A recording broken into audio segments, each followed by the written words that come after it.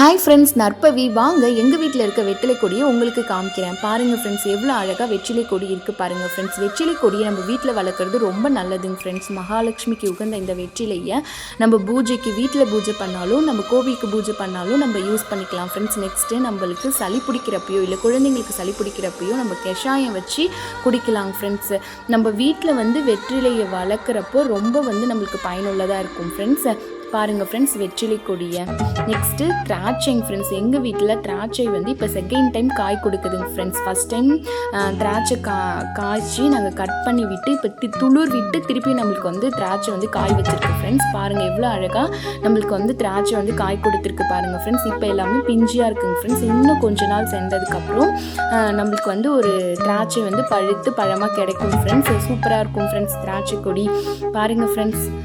Okay friends, பாய். Like பண்ணுங்கள், share பண்ணுங்கள், subscribe பண்ணுங்கள்.